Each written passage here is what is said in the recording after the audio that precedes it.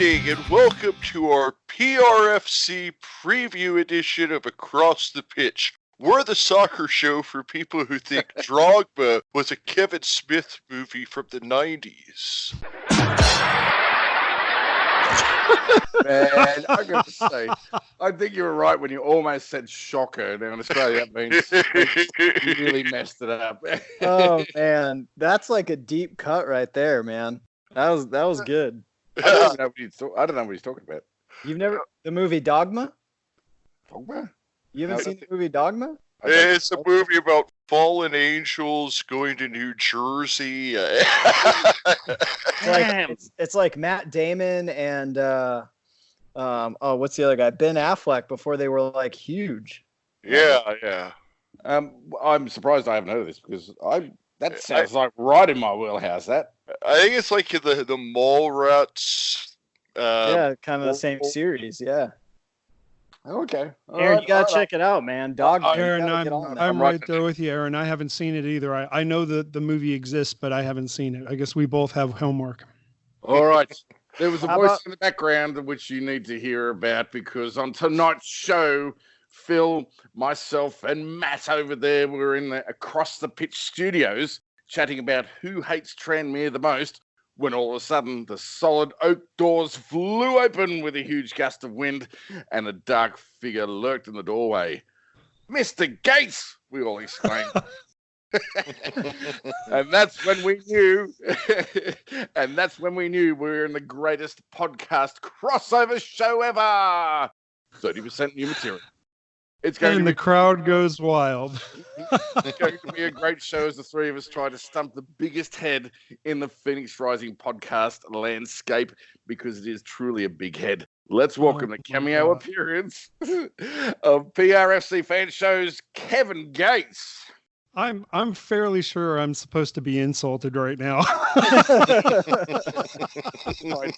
That was definitely dramatic. I love it. I love it. Yeah, I'm definitely big head is in big head. If you watch what was Silicon Valley, yeah, that's me. Otherwise, not so much. I think that's another show I've missed out on, isn't it? Damn it. Oh, brilliant show. Absolutely brilliant. I appreciate it. I really am looking forward to talking with you guys tonight. I love your podcast. You know, I'm always giving you shout outs, and I think this is going to be a blast. It's going to be a good time. But before we dive in, if you are listening to this, make sure you head on over to your favorite social media platform and give us a follow. Just search @Across the Pitch. You can follow us on match days. We're going to start doing some live stuff once Phoenix Rising kicks off here. Some halftime results, some halftime thoughts, as well as some pre-match thoughts. So make sure you follow us on Twitter, Facebook, and Instagram. We're also going to be capturing a few of the away fans' thoughts as well, if we can find them, if they're going to make the trip over to Phoenix. But that should be really interesting, I think. I mean, we're not going to go too hard on them. I feel like, we just say, "Why are you here?" It's funny. I've tried that once or twice in the past. And at the games, they have not been as open to that idea, shall we say, as they are when a game's not going on. It's kind of interesting. It'll be interesting to see how it works out for you guys. I hope it works out well. Are you talking about the fans themselves, or are you talking about the organization, shall we say? The fans. The SGs that show up. Oh, interesting. Yeah, I think they probably get a couple of dollar beers at them and think that they're 10 feet tall and don't want to talk to our little podcasts around here. But they will. Hey, Phil, just before you get into that, they will want to talk to us when they see our new range of Across the Pitch apparel, won't they? Well, first of all, I need to reprimand you because you forgot to say "but first." Oh, shit, I did, didn't I? Oh, man. I'm sorry, Matt. I'm sorry. And secondly, I want to have a warm welcome for Kevin Gates. And we forgot to say that my name is Phil Kennedy, and I'm here with my co-hosts, Arran and I'm Matt Robards. And just to give a little background on our show opener, Drogba, Didier Drogba, of course, is the Chelsea and that team from Turkey that I can't pronounce legend Galatasaray. He came over to Phoenix, and it is one of the owners of the Phoenix Rising. And on our show tonight, we have not Kevin Smith, but a movie producer far more accomplished, Mr. Kevin Gates, who produces the world-renowned PRFC Fan Show, the show that you must watch if you're a PRFC fan. You cannot be a PRFC fan if you don't watch the PRFC Fan Show. Why? Because it's called the PRFC Fan Show. That's why. Kevin, welcome to the show. Thanks, Phil. I mean, this is just great. I really appreciate the warm welcome. And I got to say, you know, we have fun on our show and it's a good time. But when it comes to quality football media, I mean, when it comes to the written word, when it comes to the podcast, what you guys do with Accrington Stanley and Lord knows how many other teams, you guys are really the guys who are setting the standard. You guys just do a phenomenal job. So it's really a privilege to be here with you guys. Thanks, man. That is high praise, I have to say. Thank you very much. I really appreciate it. Means a tremendous amount coming from you, because like I said, I mean, you kind of set the landscape here in terms of podcasts, and now your show is a video show also, so you bring a whole nother aspect, and then you even I want you to first tell me about that show with the Grinch, because that had me dying laughing. You know, I wanted to do something for Christmas. I really enjoy the Christmas holiday. You know, I just think goodwill and presents and fun. And for me, it's about kids and Rudolph and Frosty and just all that ridiculous stuff, right? And I thought, we got to mix this up with soccer. So I just started writing a script, and the script, you know, was coming together, and then I handed it to Edward and said, Edward, you know, let's do something with this. And he took it, and he, you know, took it to another level, I think. And, you know, it's a mediocre production at best on purpose. We could have spent a lot more time doing it better, but we just thought it was a lot more fun to just kind of do it the way we did. And I'm glad you liked it. We're biased. We think it's funny. It kind of has that high school theater type feel to it. And that's what I really enjoy is that I pick up on that that's what you're kind of trying to do with the production is that's what you're going for. And you know, you have such a talented staff, and I ran into Steve out at the Innings Fest this weekend, and I'll tell you, that guy knows more about music than anybody I've ever met. He does. Steve is a encyclopedia of music. You know, I know you guys were out there seeing Dave Matthews, and so I'll refrain from the Dave Matthews jokes. You know. No, you weren't, Aaron? Nope. Yeah. I'm on your side there, Kevin. Yeah, I just if I want to go to sleep, Dave Matthews, I'll put you on, or if I want to get sick, it's a toss up. But well, actually, the night that I saw Steve, we were seeing Weezer, so maybe that works better. Oh, yeah, that's a much better, much different, much better concert. Absolutely. I mean, I enjoyed it both. I tell you, if you've not seen Weezer in concert, it's worth it, because those guys put on some kind of show. I mean, I'd put it in one of my top 5 that I've seen. But all right, hey, also we digress, mates. We're not across the stage. All right. I was turning back because I wanted to mention your other members on your cast. So you have Edward, who we've already mentioned here earlier, and we'll be talking to next week. And then I have to ask if I can interject again. Sorry, because I do that. So Edward, what's his deal? I have no idea. See, that's what I love about Edward. You know, I've just come to love Edward like a brother, as I have with JP and Dan and Steve. Edward is such a unique individual and can bring up the weirdest, strangest, and hilarious angles on stuff that I would never come up with. I think his mind's a beautiful thing. What are you going to do but just try to tap into it as much as possible? I tell you what, I love him to bits. I give him a hard time, but this guy is a guy with a huge sense of humor, and it is great tussling with him on Twitter. He's on Twitter, just in case you want to know who he is. You'll see him on Twitter. It's PHX Rising Nation. He has some of the wackiest, humorous content out there, and I'm pretty sure he comes up with it by himself, doesn't he? Like he's remarkable how he has that sort of oblique mind. I don't know where he can sort of that Andy Kaufman. Yeah, that's exactly the type of thing I'm talking about. Definitely alcohol influenced. You just can't underestimate the effect of Bud Light on Edward. And now the other guy we haven't mentioned yet is Dan, who of course has really stepped to the forefront with your show, and he works both in front of and behind the camera for you as well. Tell us a little bit about Dan. Well, Dan, Dan and Steve are best friends, and Dan's great. He started off really taking camera responsibilities and doing the editing. For a long time, I was in charge of the audio, the video, and doing all the editing, and it was really becoming overwhelming. And so Dan stepped up and said, I'll start doing the editing, and he's been fantastic. And then when Edward, he's been very busy, as I think you guys are aware of, with work being ridiculous. And he hasn't been able to be on the show, and Dan's just stepped right in and had a blast. And, for the record, aside from Emily Rajowski, Dan and Steve, their interview with Waz is the most popular thing we have on the show. I mean, it was just hilarious, and they did a great job, and people just loved it.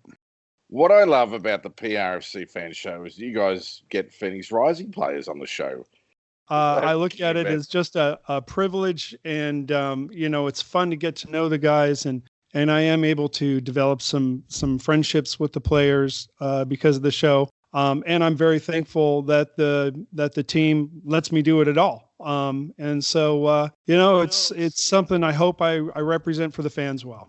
Well, that's exactly what I was going to say, is that your interviews with the players are second to none. Nobody out there is doing the quality of player interviews with the one-on-one sit-downs that you do. And I wanted to ask you, what are some of your favorite interviews that you've done over the past few years?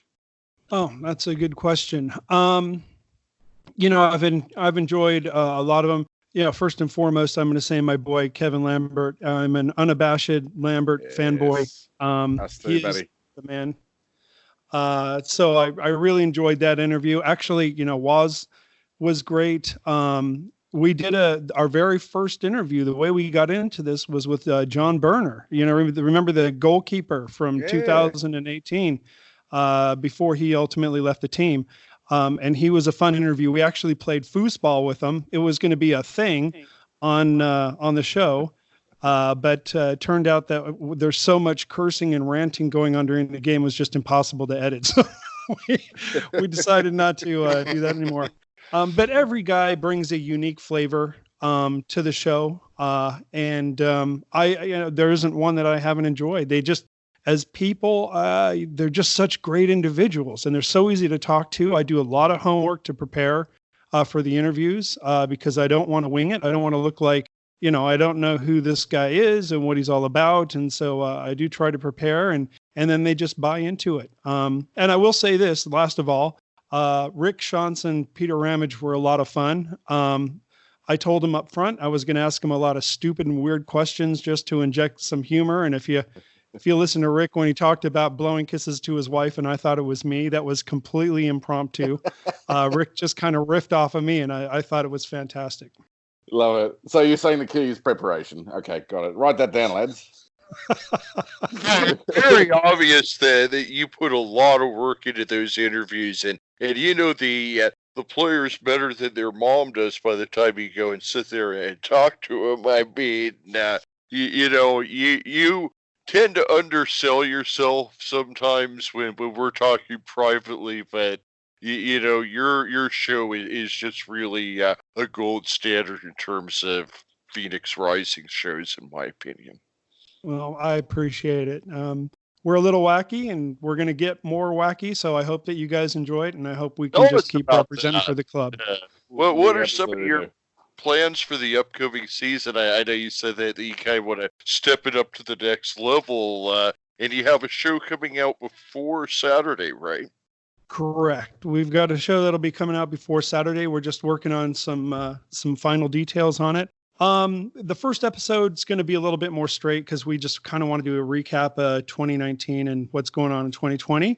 I had this idea last year and we just weren't able to pull it off of what would it be like if Phoenix Rising had bad sponsors, right? So I started coming up with a list of things. I can imagine. And they're not really rated G, you know, like one of them is a man pawn. Okay. I'm just going to leave it at what do you do when you take a tampon and make it for a guy, right? Oh my God. Okay. That's not what I heard. That had to be Edward there. That had to be Edward. No, that was all me. That's all, you know. I try to keep a calm, you know, I'm not as spastic as Edward is. You know, I'm more the straight guy than Edward, but I love to be creative. And Edward, I think he said once that I have a fantastically dirty mind. So I try to capitalize on that. So we have different things that we want to do. You know, these little bad sponsor things is going to be one. We've got another segment that I want to do when Edward gets back, which is called Kevin and Edward Behaving Badly. Just a couple of things like that. We're getting to the time of the show where we want to talk some PRFC footy, as you like to call it, with an IE, very specifically footy with an IE. Oh, and we need to talk about this because Arran called me out on Twitter about this, and I just let it go. I understand that the world it ends with a Y.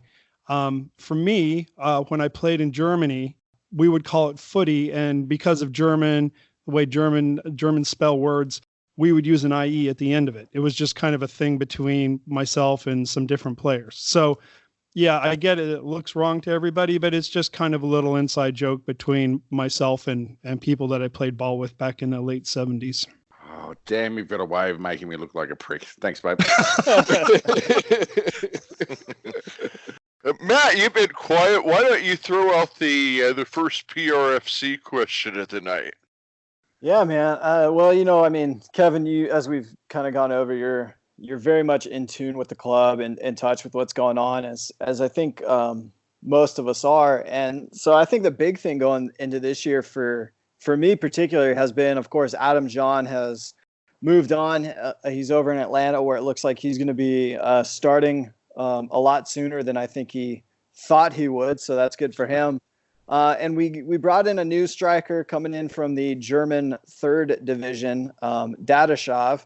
I mean, what are your initial thoughts? I know for myself that I was a little disappointed he didn't net anything in the preseason. I'm hoping he hits the ground running come Saturday. But what are your thoughts on him? Do you like the way he looks so far in preseason? Is he getting his feet under him here in the U.S.? Where are we at with him? That's a great question. I actually wanted him to be my first player interview, but it's not going to work out. It's going to be a couple of weeks before I have him on the show, and we're going to talk about some of the stuff. He's a huge talent. There's no doubt about it, but I think there's no doubt that he's still sorting out the system a little bit and getting the chemistry going with the rest of the team. I've no doubt that it's not going to fall in place. But I think we will see much bigger and better things from him. I like him as a player. I like his movement. I like his skills, his ability to work with the ball. He's a big target, and so it's going to lend very well to, Asante or Junior Fleming's coming down the sides and just crossing the ball in and have a nice big target like we had with Adam. So I think very good things. I'm hoping for the best. There have been a lot of movements sort of in and out of Phoenix Rising over the winter break or the off season. Do you think with these players coming in, and I saw your starting 11 earlier today, do you think that's a stronger squad than what we had last year? Maybe on par? How do you feel about the way the team's shaping up going into the season? You're asking me, Arran? Yes, I am. You're the guest. Yeah.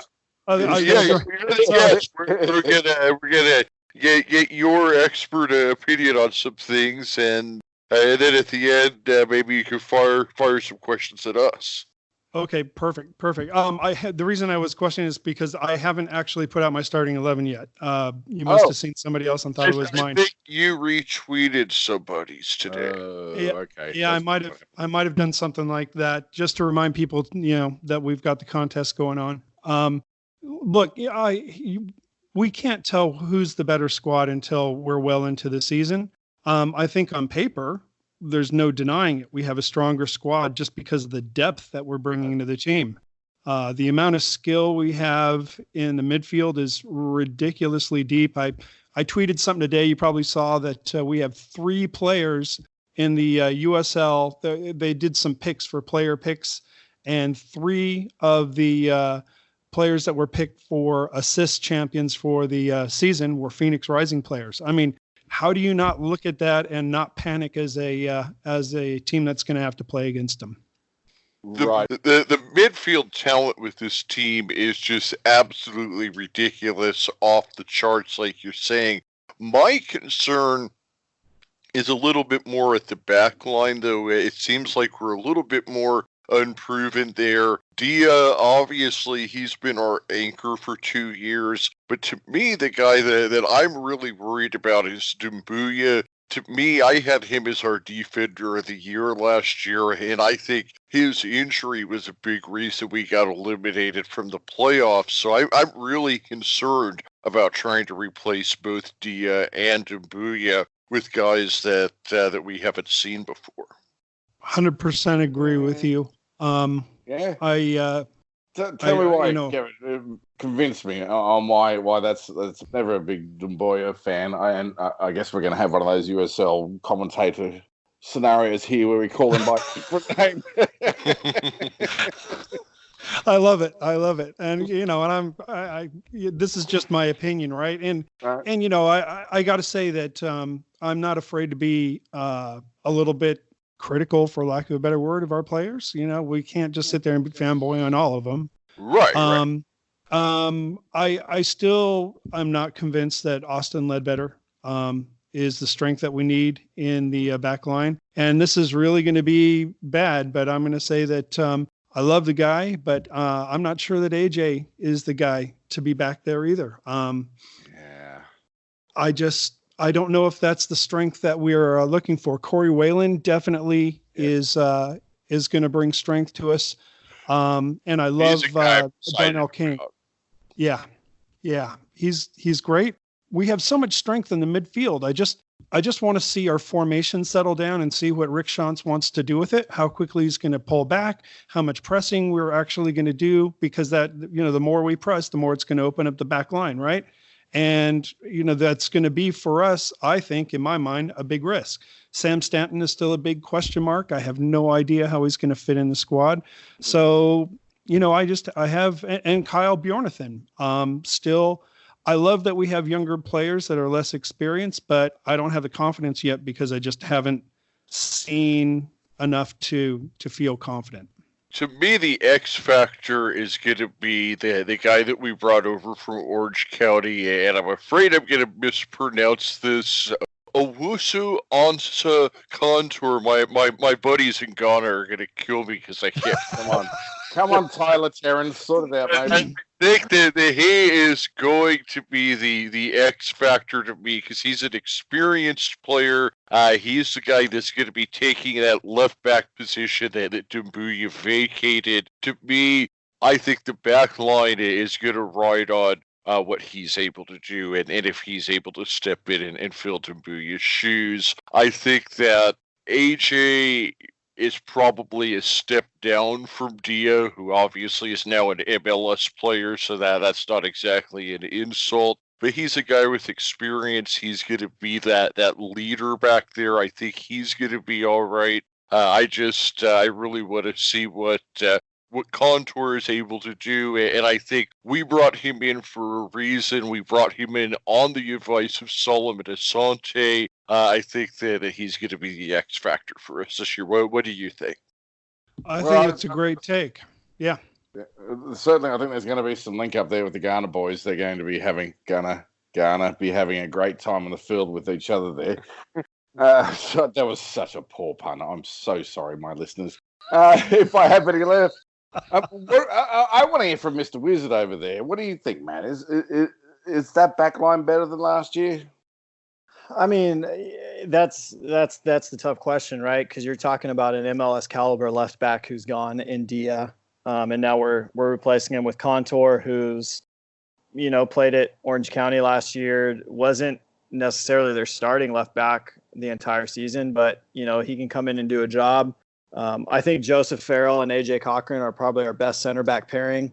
Right. And I think, if you listen to our Accrington Stanley versus Phoenix Rising podcast, where Phil and I kind of went through and we went position by position, I would like to see Corey Whelan play right back. That's kind of where he's played most of his career. Yeah. And he's been very productive at the right back position, and he provides some of that cover for maybe a guy like AJ. And so I think that I agree with what Kevin's saying as far as Austin Ledbetter goes. I think he showed up in a couple performances last year, and then in a couple of the performances he was in, he didn't look all that great. He looked gassed, midway through the first half in a couple of those games. So I think sliding Corey into the right, where he's kind of more naturally been playing his whole career, and then you have AJ as that right center back. I think that's a very strong right side of the field. I love Joey Farrell. I think he's probably the best organizer of the defense that we have in our team. And he's a vocal leader. And so him there at that left center back with Contour on the left, I think could be strong. But I mean, what Dia and Dumbuya did last year at outside back, and what Dia has been doing, for the past couple of years here in Phoenix, is something we're gonna miss greatly. But when you produce and build the talent of younger guys in the league, there's always going to be an MLS team looking to poach them. And, as I've said on Twitter, I really hope Dia makes it into that Sporting KC lineup. I would hate to see him just spend the most of this year just sitting on the bench. And I hate to see him playing for KC too as well. I'd really, really be disappointed by that. Right. I think these are all Park, or did they change that name? It's something different now. Is it KC2? Yeah, no, they're officially Sporting Kansas City 2 this year. Yeah, man. Yeah, that's what I'm saying. Yes, so they went the opposite way of the Tacoma Defiance, who dropped the Seattle Sounders 2 last year for Tacoma Defiance. So they still stink. I want to move forward a little bit, okay? Because he's a guy who, in my mind, has come forward in leaps and bounds. And Matt will be able to tell you about this guy's heritage. But for most of last season, I thought this guy was underwhelming. And towards the end of last season, and certainly in the preseason games that I've seen him, he's been outstanding. This guy is bossing teams around the field. And I think it's probably the difference between us playing an MLS side last year and this year. And that guy's name is John Baquero. What's your take on him, Kevin? I think John's going to be one of the linchpins for our success this year. I have little doubt. He shows huge leadership. He reads the pitch so well. If you go into like FIFA stats, the video game, you would have great vision stats for him. He's just got an ability to play the pitch with the players around him. And I think he's one of the linchpins for this team for success this year. Yeah, Mr. Assist. Yeah, absolutely. Look at the touches that Baquero takes. He can take absolutely divine first touches and move around players almost effortlessly. His skills, both when it comes to dribbling and when it comes to passing, and then again, having that sight to know where to take the ball, I think is really second to none on the team. I don't think anybody does it better than him, actually by a long shot. Right. I think what I enjoy too is just his willingness to get back and defend as well. And like you said, none of his touches seem wasteful. He's always either taking a touch into space, or he's taking a touch to open up somebody else, or he's just not wasting any kind of movement on the pitch, which is so great for him. And it's really just, it's a witness to his upbringing and his background. He has a dad who played professionally for Barcelona, so it's just in his blood. And I'm excited to see what he does this year with that 10 shirt. And he's such a great fit for the other midfielders that are going to be around him. I think he's versatile. I think if he's playing next to a Santi Moore, he's going to play one way. If he's got Jose Aguinaga next to him, he's going to play a different way. He's just a versatile player. I mean, just top quality. Let me ask you this. You make an interesting point about all the options that we have at midfield. Do you think that Rick Schantz is going to maybe experiment with some different formations this year? And if you were coaching the team, what formation do you think that this lineup would be best suited to play? Oh, good grief. Damn, yeah, you really put me on the spot, man. First of all, I did talk to Coach Schantz just a tidbit about formations, and part of the strength for the team this year is going to be versatility in being able to change mid-game and adjust and change formations. So I think we're going to see more changes in formation during the game, and it's going to be throughout the game. I mean, when you've got clay like we do, so many pieces, you're just going to mold it the way you want to. So that's going to be interesting. When it comes to the opening or a preferred formation, I'm not convinced. I mean, I'm always gonna fall back on a 4-4-2, and I know that's a cop out, right? But I think we can. I mean, here's the thing: is they always play one forward. Or do you think that they're going to continue to always play one forward, or do you think he might try two forward at some point this year? Well, here's my reasoning. And you're right. So you could do like a 4-3-2-1, right? Okay, that's fine. But the reason why I fall back to a 4-4-2 is because I think we have to change our look this year. Too many teams were getting used to what we were bringing on the pitch. Mm-hmm. And so they knew how to handle it. And so we have to be able to switch it up. So I can see something like a Rufit. I always call him Rufit, I guess, Dadashov, going up top. And having right next to him, I can't think of his name. Who am I trying to think of? Hold on, Santi Moore, right next to him. Okay. I would like. I think you're really onto something, because I think that you hit the nail on the head when you said at the end of the year it seemed like teams were they had watched the film on us, and I think that it was just one of those things where it was if it ain't broke, don't fix it. You're out there setting records. Why change the way that you're playing? By the time it got to be 30-plus games into the season, other teams just had too much film on us was part of the problem. Yep, and we were worn out. Poor Adam John left his legs on the field probably 3 games before the season was over. Solomon too, to a good degree. If you watch, I kind of go through and I'll watch games, thank you ESPN Plus that they still have some of the stuff up there. And if you watch the team at the beginning, not the beginning of the season, but let's say towards the beginning of our win streak, and then the team, around mid to late May, and then you compare it to the team that was playing against Real Monarchs, it's pretty much the same team, but slower. You can see that we just had a lot of wear and tear on it. And I guess some of it was mental too. I really am not sure. The team kept insisting that there was no mental challenge, but Coach Schantz alluded to the fact that the winning streak really did take a mental toll on the team, as it should. And so I think we have, the thing I tweeted about this, and I think I talked about on the show, one of the things I like about Rick is that he makes it so obvious where he has made mistakes. He's very transparent about it, and then he adjusts. So he learns and he adjusts. And I don't know what it is about him, but his adjustments, when he makes them, are very obvious. Last year, at a 500-foot level last year, we started off at the beginning of the season too experimental, right? We were flip-flopping the lineups way too much. What's happened this year? 6 changes in Austin. That one really comes to mind. Yeah, there you go. And we're not going to see that this year. We've even seen a difference in preseason. And I think Rick learned from the wear and tear, and that's why we're seeing the depth of the squad that we're seeing this year. I think it's part of the reason why we're seeing some of the choice of players that we're seeing this season.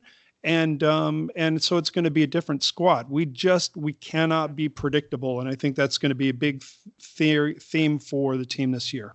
In the NBA, there's a big word called load management, where some of the stars are maybe not playing all 82 games. Do you think we're going to see some load management with guys like Asante and Junior Flemings that were playing every night, and in some cases, like Flemings, also playing international games? I hope so. You know, I can't see how we wouldn't. Further to that question, because we do have more depth, do you see us going on a cup run this year? Oh, I'm just going to get. No. I'm going to get in so much trouble because I make it pretty clear on Twitter, and then I get slaughtered, that I couldn't care less about that. I don't care about the Open Cup at all in any way. I look at it as a hindrance. I know we go on the pitch, we want to win 100% of the time. And for me, the cup is a distraction. We've got the USL Cup that has eluded us brutally now 2 seasons in a row. And anything that gets us between us and that cup, I just don't want to be a part of. Yeah, I think that's a good point. At this point in our history, I think winning USL Cup is and should be the priority. Like you said, 2 years in a row, it's just been, essentially ripped from our hands. And so I think we as supporters, while I'm not going to bat an eye at a deep cup run, I love the FA Cup in England. The US Open Cup for me just doesn't carry that kind of weight. So I'm with you, Kevin. I think USL or bust at this point. Yep. I mean, I'm not saying the Open Cup isn't neat and fun and all that kind of stuff. I have different priorities right now. Right. Well, I'm going to say fuck you guys, because I would love nothing more than to see our plucky little Phoenix Rising go and tear it up amongst some of the MLS big names. Do you know what I mean? Be like, hey, sure. You've overlooked us here for several years now. Screw you guys. We'll just beat you on the pitch anyway. I get it. Totally understand that perspective, Aaron. 100%. I'm only half joking when I say that too. You know what I mean? I think there's a little bit of vengeance and spite and bile when I say that, you know. Look, So here's a weird question for you then. I know that a deep cup run is one thing, but how about winning the U.S. Open Cup? What if somebody told you that Phoenix Rising could win the U.S. Open Cup or the USL Championship, but they could only win one or the other? What would you pick? USL Cup. No hesitation. Right, but what if the US Open Cup, got you a CONCACAF Champions League berth? Like, hello. It does. It does. It sort of turns everything on its head, doesn't it? It's like, hang on, which is the stronger league? And you've seen me on Twitter, Kevin. You know where my thoughts are, right? Yep, absolutely. I do. Yep, absolutely. I would adore that. I would absolutely love that for a USL side to be in that Champions League. I think that'd be wonderful. Awesome. It would be so completely and utterly whack. I totally agree. For me, it's we have business to take care of in the USL, and then the US Open Cup is something we can pursue in other years. For me, I look at the USL this way. We know that we're a springboard league, right? We want our players to get to develop and be able to get bigger careers in bigger leagues and all that kind of thing, while at the same time winning. And I think that Rick Schantz has figured out how to build this brand to attract new players, better players. Like today, there were a couple of tweets out there about getting, more, I think it was Ghost of Luke Rooney was talking about getting, the U20s involved in the team more and bringing some of those in. Right. So for me, I can see, let's go get the cup this year. Let's get that monkey off of our back.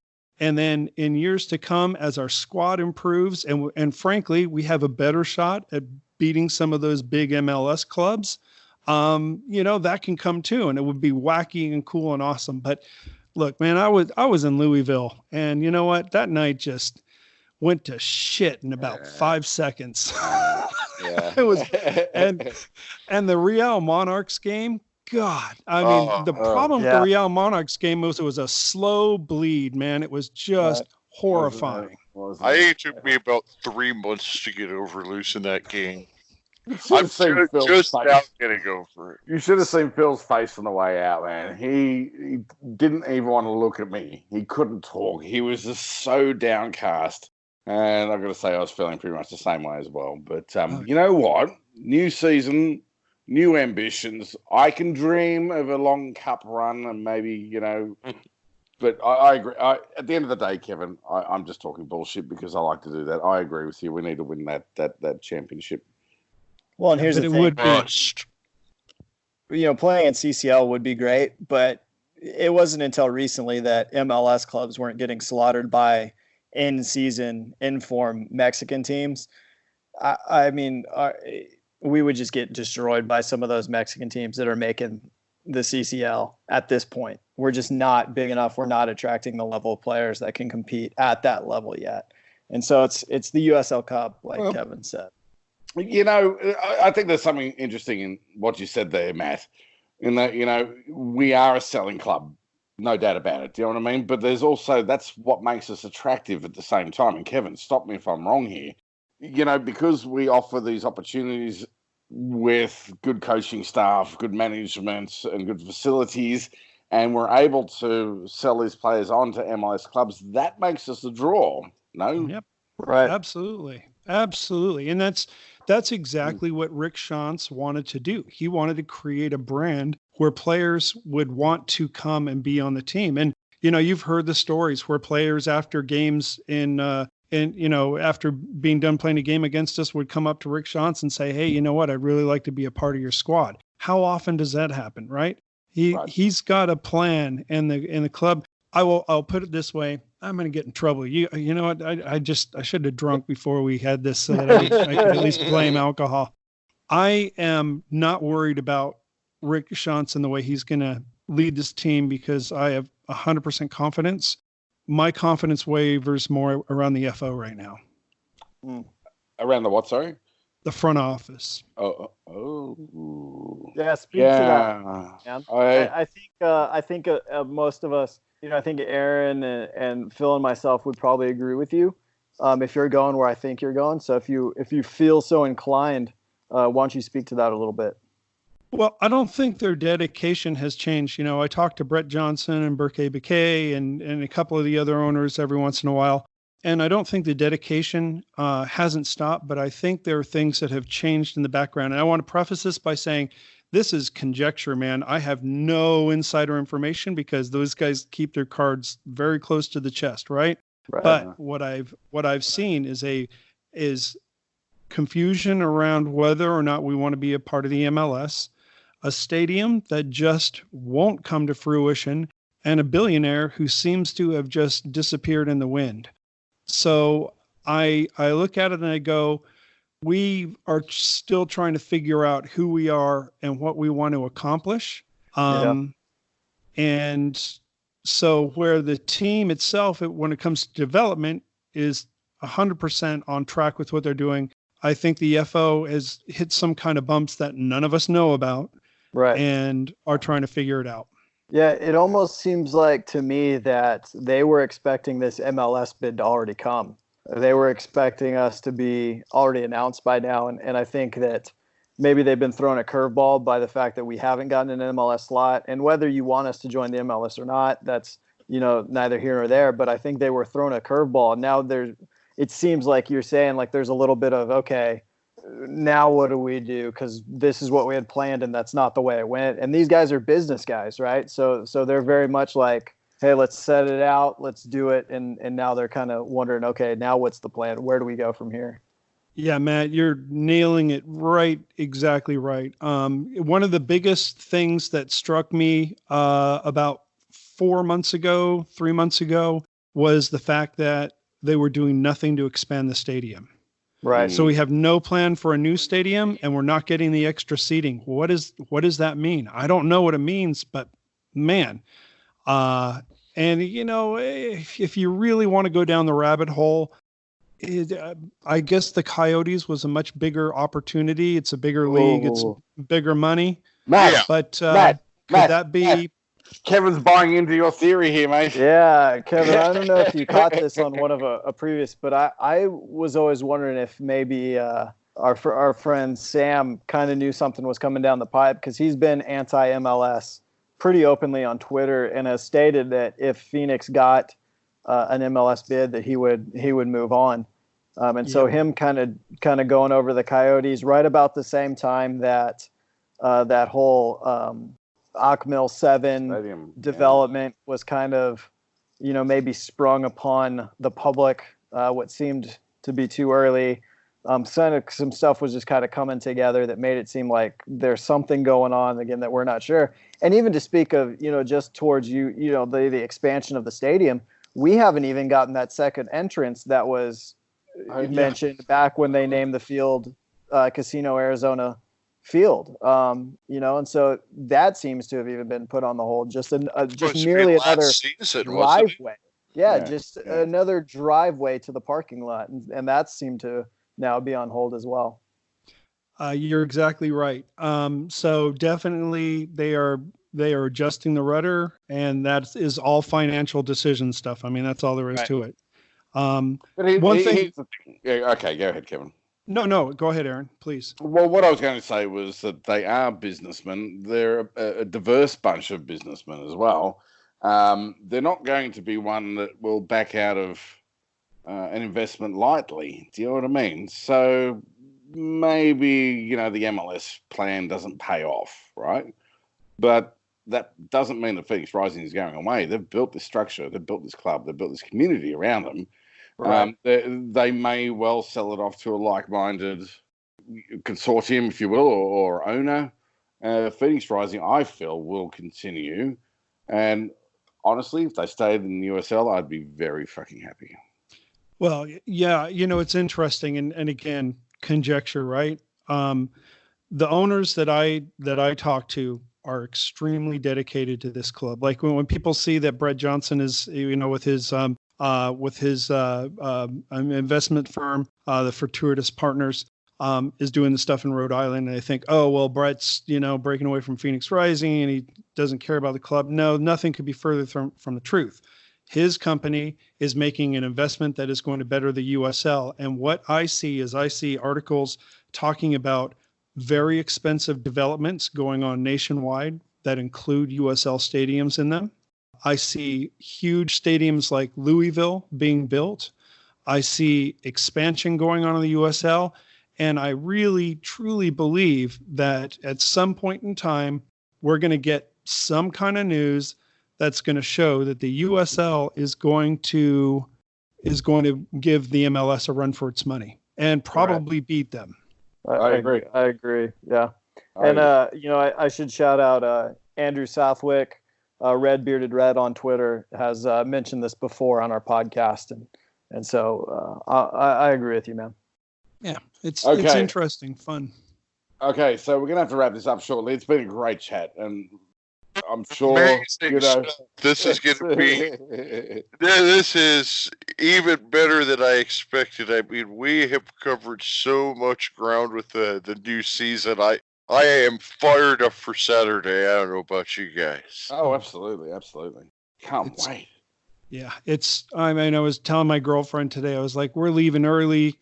We're going to party. I mean, it's just been too long. I'm ready to get back. Football's back. Yeah, man. I'm even bringing my neighbors along with me. They've heard me shout and bring my flag to the show. Oh my God. Check this out. This is so stupid of me, right? So I was able to get some tickets to games every once in a while and give them out as, gifts to people, right, for promoting the game. And some of them have actually become season ticket holders now. So there was some good there. I haven't been able to do that, but I still keep giving away tickets. So I had to purchase 9 tickets for over the first 2 home games for people that I promised tickets to. I'm like, man, I got to stop doing this. What the hell am I doing? I've given away flags. I'm up to 3 season tickets and 2 guest passes. So I'm right there. Wow. You know what? I had a chat to. It started off as an argument, and I shut this guy down quite quickly on one of the Arizona Sports Facebook pages. And the guy was like, "Well, Phoenix Rising doesn't count because soccer's an also ran sort of game here in the Valley." I'm like, "No, man. What you need to do is get yourself in there, $10 ticket, a couple of $1 beers, sit there in the supporters end, enjoying the smoke. And hey, you know what?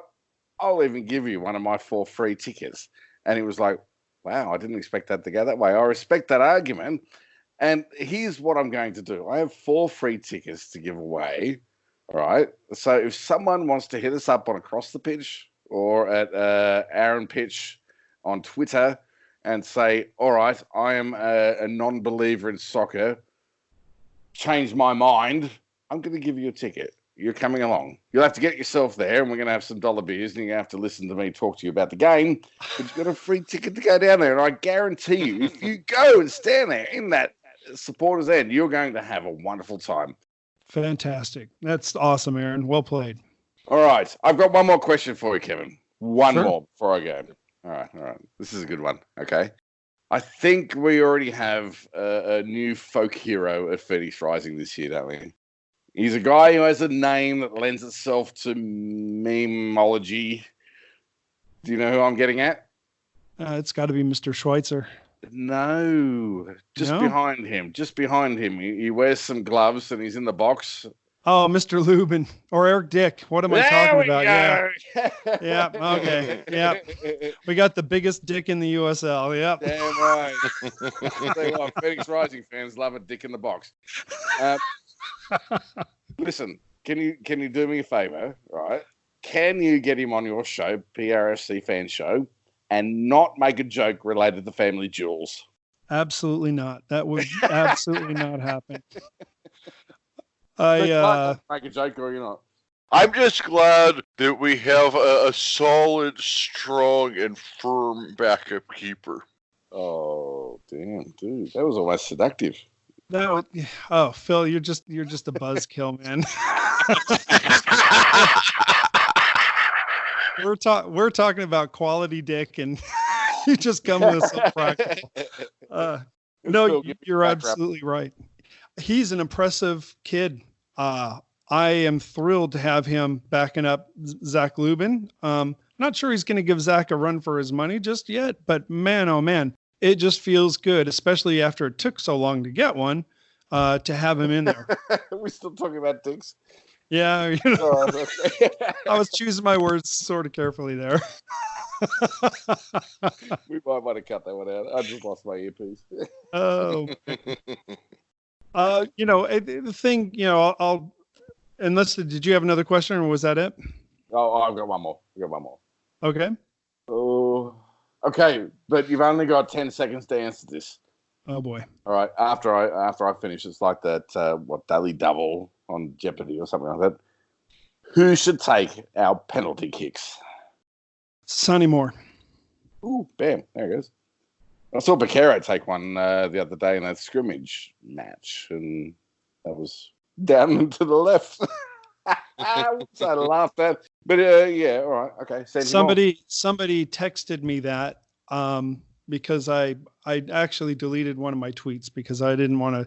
I inadvertently said something that might have sounded derogatory towards Solo, and I would never ever do that intentionally. No. But I got a text message and I just laughed because I don't want to see down and to the left. Sorry, I know. I'm sorry. I love you, Solo. You're my hero. So, Kevin, you said you're bringing 9 people to the game, is it? Well, so I've given out tickets. I don't think many of them actually want to see me, and I'll probably have a beer with most of them. But over the first, actually, I think it's 3 games. Yeah, I've got 9 tickets that I've given out. Some of them are to friends who are actually kind of soccer doubters, like you were talking about, Aaron, and the other ones are people that I just meet. A guy at Taco Bell, nice kid, gave me a free drink because I forgot to order a drink, and it was weird because I never eat Taco Bell, but like once every 8 months, I just get this craving like a mad pregnant woman, and I have to have it, and nothing's going to stop me.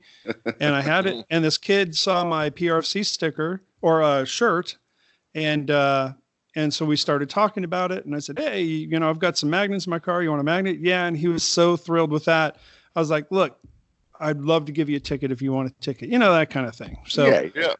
Oh, I've done that before as well. I've run into my house after the Uber driver has dropped me off at 2 a.m. Run in and pulled it across the pitch a magnet, and then here, let me put it in the back of your car. There you go. I gave a ticket to one of my Uber drivers. That's hilarious. Brilliant. Kevin, where can we catch the PRFC Fan Show? Great question. So mainly, the shows are published on YouTube. So PRFC Fan Show on YouTube. I do run a Twitter account, and then we sort of do Facebook. I really am not a Facebook fan, so I just have a hard time updating the Facebook page. Instagram is actually quite woeful, but I'm talking to a couple of people who might start running the Instagram account. Mostly YouTube and Twitter. YouTube and Twitter, and your YouTube channel is the best because that's where all of the shows are at.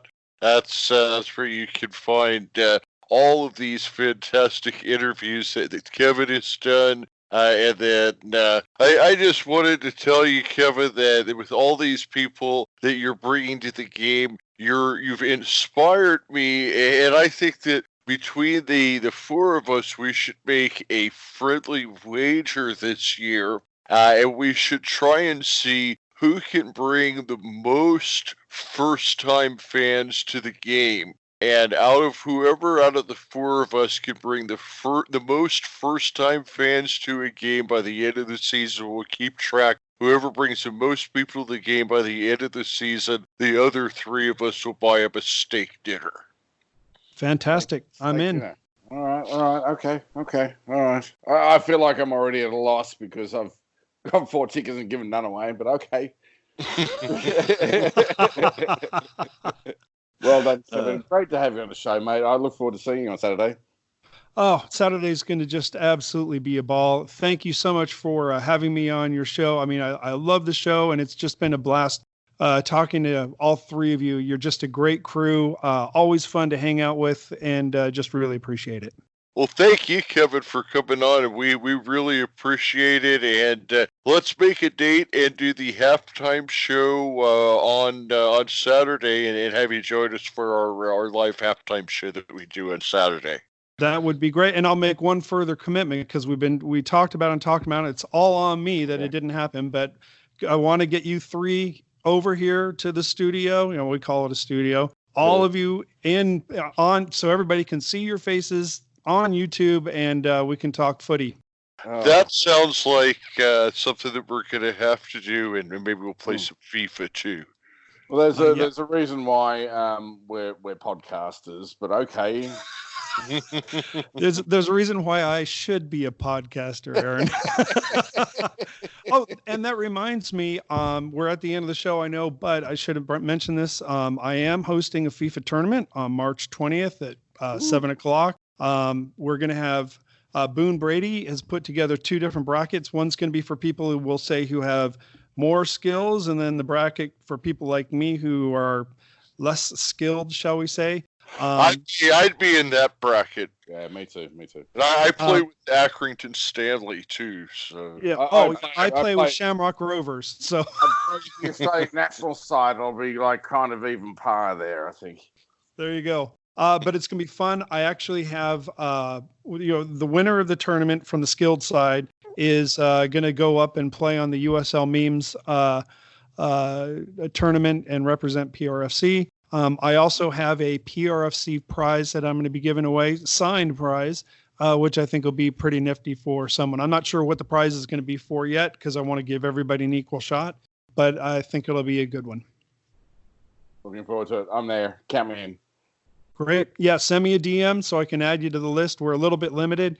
I just don't want 40 people, running around my house. I'm in it for Aaron because then I might actually be able to have somebody there I can beat.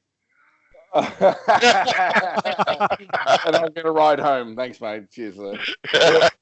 And on that bombshell, up the rising. We'll go rising. Uprising.